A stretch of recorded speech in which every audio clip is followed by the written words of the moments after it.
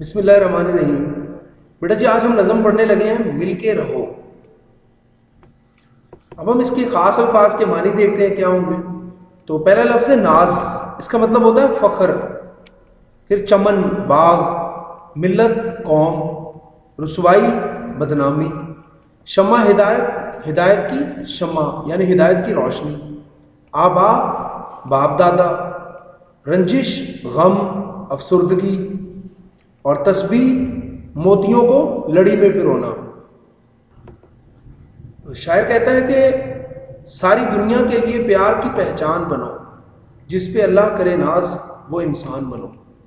تو اس کا بیٹا مطلب ہے کہ ساری دنیا کے لیے محبت کی علامت بن جاؤ، یعنی کہ لوگ تمہیں دیکھیں تو انہیں پیار کا احساس اور محبت کی علامت بن جاؤ، یعنی کہ کسی کے لیے پریشانی نہ بنو، کسی کو دکھ نہ دو، جس پہ اللہ کرے ناز وہ انسان بنو، یعنی وہ انسان بن جاؤ کہ جس پہ اللہ تعالیٰ بھی فخر کرے کہ ہاں یہ وہ شخص ہے کہ جسے میں نے بنایا ہے، یہ وہ شخص ہے جو میرے پیارے محبوب کی امت کا حصہ ہے۔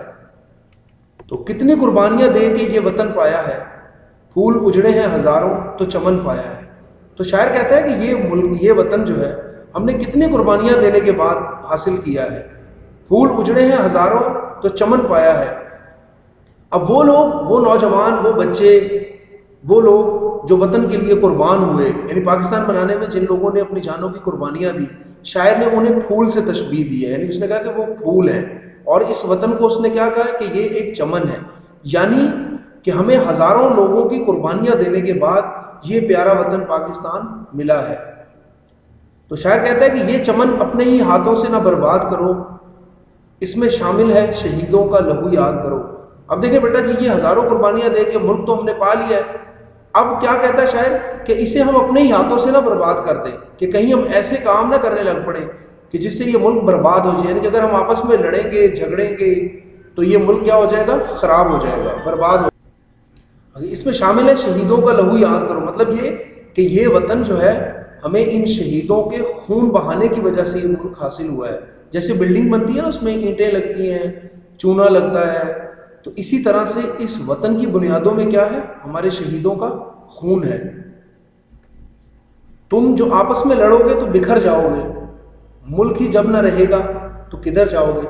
دیکھیں بیٹا جی، اگر ہم لوگ آپس میں لڑیں گے، یعنی سندھی، پنجابی، بلوچ، پٹھان، اس طرح کے جھگڑوں میں پڑ جائیں گے تو یہ وطن کیا ہو جائے گا، ہمارا اتفاق، ہمارا اتحاد بکھر جائے گا، اور یہ وطن کیا ہو جائے گا، برباد ہو جائے گا۔ تو شاعر کہتا ہے کہ یہ وطن ہی تو ہماری پہچان ہے، کہ جب یہ وطن ہی نہ رہا تو پھر ہم کہاں جائیں گے۔ قوم و ملت کی نہ رسوائی کا سامان بنو۔ تو رسوائی کا سامان بننا یعنی ایسے کام کرنا جس سے بدنامی ہو۔ تو شاعر کہتا ہے کہ ایسے کام نہ کرو کہ جس سے تمہاری قوم کی بدنامی ہو، یعنی پاکستانی جو ہے وہ برے الفاظ میں جانے جائیں۔ تو ساری دنیا کے لیے پیار کی پہچان بن جاؤ۔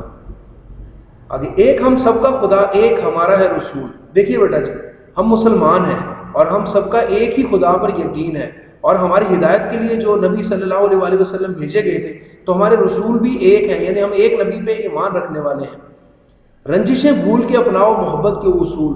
تو شاعر کہتا ہے کہ آپس کی جو نفرتیں ہیں انہیں کیا کر دو، بھول جاؤ، اور کون سے اصول اپنا لو، محبت کے، یعنی ایک دوسرے سے پیار محبت کے ساتھ پیش آؤ۔ ایک ہی باغ کے پھولوں کی طرح کھل کے رہو۔ دیکھیں بیٹا جی، ایک جو باغ ہوتا ہے اس میں کئی طرح کے جب پھول کھلے ہوتے ہیں تو وہ باغ ایک خوبصورت منظر پیش کرتا ہے۔ تو شاعر بھی اسی طرح سے ہمیں کہنا چاہتا ہے کہ اگر ہم مل جل کے رہیں گے، جس طرح سے باغ کے پھول مل جل کے خوبصورتی کا باعث بنتے ہیں، اسی طرح سے اگر ہم مل جل کے رہیں گے تو ہم بھی زمانے میں ایک طاقت بن کے ابھریں گے۔ ایک تسبیح کے دانوں کی طرح مل کے رہو۔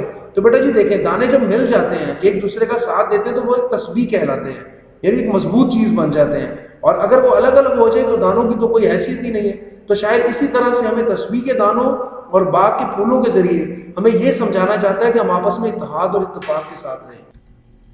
ایک ہو جاؤ تو فولاد کی طاقت ہو تم، فولاد لوہا، یعنی کہ اگر تم اکٹھے ہو جاؤ گے تو تم لوہے کی طرح کے مضبوط طاقت بن جاؤ گے، اور ساری دنیا کے لیے شمع ہدایت ہو تم۔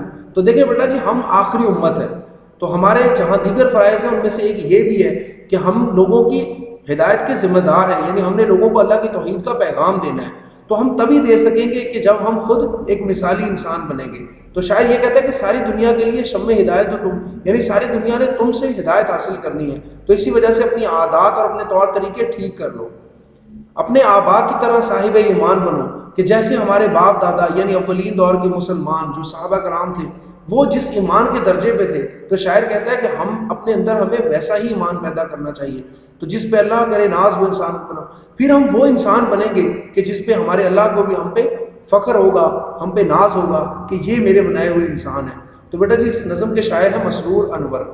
تو آج کے لیے اتنا ہی کام تھا. اللہ حافظ.